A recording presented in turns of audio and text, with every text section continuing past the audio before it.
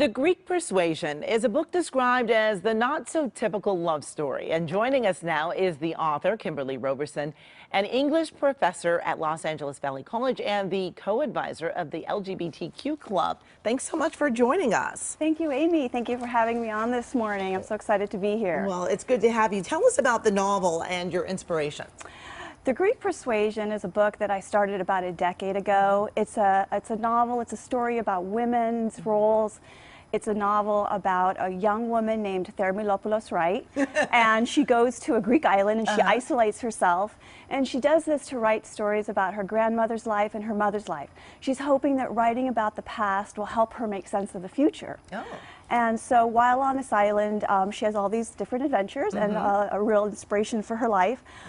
This novel is absolutely based on and inspired by my own matriarchs of my family.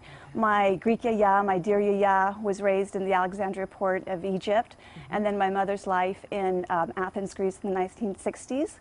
So it's a story about, it's a historical novel, it's a story of mythology, and it's ultimately a love story, but it's not a typical love story. Yeah, but I mean, explain why it's not so typical. Is it because of the LGBTQ themes that are in the novel or something else? Well, in the novel, Thayer comes across a student, an adult student, and she gives her this mantra, and she says to her, what if we love people despite age, race, religion, or even gender? What would happen? So Thayer takes this quote and she begins to be much more open to love. And that is one of the huge themes of the novel, sexual fluidity and coming into one's own.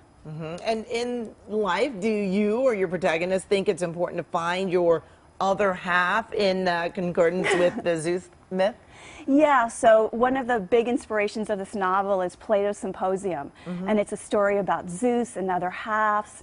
And so I believe, you know, very much like my protagonist there, I believe that people really should surround themselves with curiosity and adventure and love and family. And, you know, we're of a generation where we have this mantra that we can do it all. But I think it's okay to be vulnerable and want someone in your life. But just like the great sages said so many years ago, there's no greater gift than knowing thyself and loving thyself too, right? Exactly. And what do you hope that readers will really take away from the book? I hope that readers who come to this novel will have a wonderful escape to Greece and its mainland with the rich descriptions of the beautiful country. I'm Greek American and I was blessed to spend summers in Greece, and so I would hope that you would get a virtual vacation to Greece.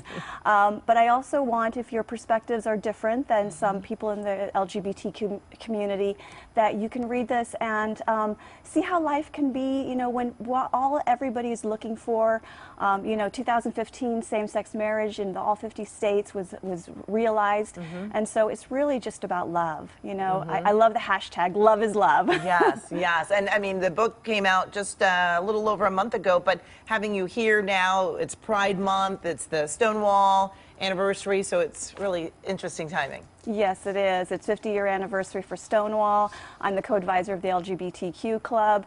It's Pride Month, and I just really believe that we all really need to, you know, love ourselves.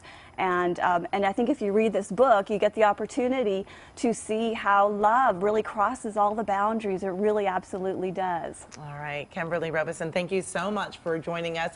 And again, the book is called The Greek Persuasion. It's available wherever books are sold. Thanks again, Kimberly. And for more on the book or Kimberly, or you just want to see the interview again, log on to our website, KCAL9.com, and click Seen on TV.